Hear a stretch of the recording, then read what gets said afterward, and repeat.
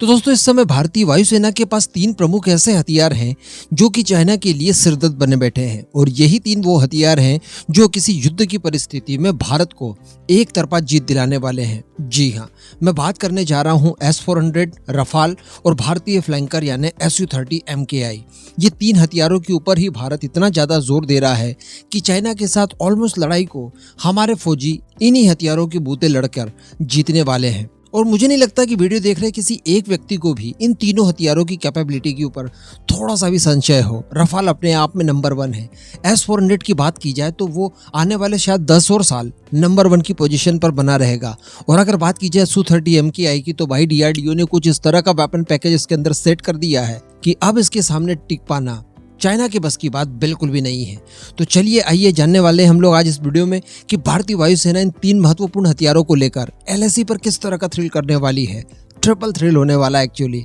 आप बस वीडियो को एकदम एंड तक देखते हुए चैनल को सब्सक्राइब जरूर कर दीजिएगा। अब दोस्तों हम जानते हैं कि LAC पर कई मौकों पर हमने देखा कि चाइना की तरफ से घुसपैठ करने की कोशिश की। जब वो तवांग में आए थे उनकी कुटाई करके हम लोगों ने वापस भगा दिया। इसी के साथ साथ भारतीय वायुसेना काफी ज्यादा मुस्तैद है यहाँ पर चाइना की तरफ से की जाने वाली किसी भी एरियल एक्टिविटी को भी पकड़ने के लिए हमारी वायुसेना इस समय पर्याप्त है। भारतीय वायुसेना की अगर तैयारियों की बात की जाए तो पूरे LAC इलाके में रडार सिस्टम का एक बेहतरीन कवरेज प्रदान करके रखा है। साथ ही हमारे Su-30 MKI विमान और रफाल विमान ये LAC को ध्यान में रखकर डिप्लॉय भी कर रखे हैं काफी समय पहले से। और इसी के साथ साथ कुछ समय पहले खबरें निकल कर आई थी कि भारतीय वायुसेना का जो S-400 की दूसरी यूनिट है वो भी पूरी तरह से डिप्लॉयमेंट के लिए तैयार थी। तो संभवतः उसका डिप्लॉयमेंट भी पूर्वोत्तर के राज्यों में कहीं कर दिया गया होगा। एग्जैक्ट लोकेशन बता पाना तो मुश्किल है क्योंकि इस तरह की कोई चीज पब्लिक डोमेन में नहीं है, लेकिन कहा जा सकता है कि चाइना को काउंटर करने के लिए तीनों ही साधन हमारे इस समय पूरी तरह से तैयार हैं और एक्टिवेट हैं। तो इन्हीं सब को लेकर बताया जा रहा है कि भारतीय वायुसेना एक युद्ध अभ्यास करने वाली है और इस युद्ध अभ्यास को नाम दिया गया है अभ्यास प्रलय, जहां पर भारतीय वायुसेना के रफाल फाइटर और साथ ही Su-30 विमान अपने करतब दिखाने वाले हैं। और इस दौरान LAC से सटे जितने भी भारतीय वायुसेना के हवाई अड्डे हैं इन सभी को भी इस युद्ध अभ्यास में शामिल किया जाएगा। तो कहने का मतलब भारतीय वायुसेना की ताकत LAC पर किस हिसाब से है ये चाइना को दिखाने की जरूरत है, ताकि चाइना द्वारा इस तरह की कोई उटपटांग गतिविधि न की जाए जो वो इस समय करने के लिए सोच रहा होगा। आगे रिपोर्ट में कहा गया है कि सुखोई राफेल के अलावा इस युद्ध अभ्यास के दौरान भारतीय वायुसेना के जो ट्रांसपोर्ट एयरक्राफ्ट हैं वो भी हिस्सा लेने वाले हैं। इसी के साथ साथ बताया जा रहा है कि हाल के कुछ समय में भारतीय वायुसेना द्वारा सिक्किम और सिलीगुड़ी कॉरिडोर सेक्टर में अपनी जो सर्विलांस कैपेबिलिटी है उसे बढ़ाने के लिए एक स्क्वाड्रन ड्रोन्स को यहाँ पर तैनात किया है। इसके अतिरिक्त बताया जा रहा है कि डोकलाम वाले इलाके में चाइना भी अपनी गतिविधियों को बढ़ा रहा है। तो इन सब पर नजर रखने के लिए भारतीय एजेंसियां लगातार निगरानी का काम कर रही हैं। इसी के साथ साथ बताया जा रहा है कि हाल के समय में जितने भी युद्ध अभ्यास भारतीय वायुसेना के द्वारा किए गए हैं ये उनमें से दूसरा सबसे बड़ा युद्ध अभ्यास होने जा रहा है।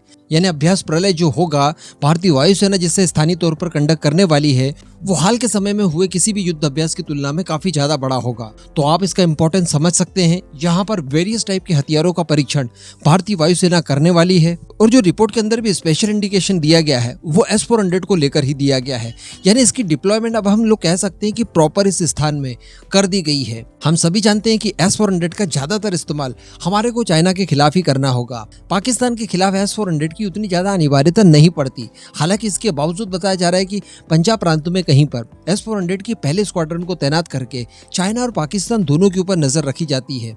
लेकिन इसके अलावा दूसरी जो स्क्वाड्रन भारत को मिली है S-400 की संभवतः उसे नॉर्थ ईस्ट के ही किसी इलाके में डिप्लॉय किया गया है और इस युद्ध अभ्यास के दौरान इसका महत्वपूर्ण रोल रह सकता है। हो सकता है कि हम लोग हमारे फाइटर जेट को S-400 के खिलाफ भी परीक्षण कर सकते हैं। वैसे इस तरह की जानकारियां पब्लिक डोमेन में नहीं आएगी निकलकर अगर इस तरह की चीजें होती है फिर भी, लेकिन दिखाई दे रहा है क्योंकि S-400 चाइना के पास भी है। इसी परिस्थिति में भारतीय वायुसेना को ये जानना काफी ज्यादा जरूरी है कि राफेल और सुखोई 30 विमान जो कि हमारे लिए सबसे ज्यादा महत्वपूर्ण है इनके खिलाफ S-400 किस तरह का रिस्पॉन्स करता है। तो डेफिनेटली यहाँ पर तीनों ही प्रमुख हथियारों को एक साथ कोऑर्डिनेट करके उसके बाद ये युद्ध अभ्यास किया जाना है। इस पूरे मुद्दे पर अब आपका जो भी मानना हो नीचे कमेंट करके जरूर बताइएगा।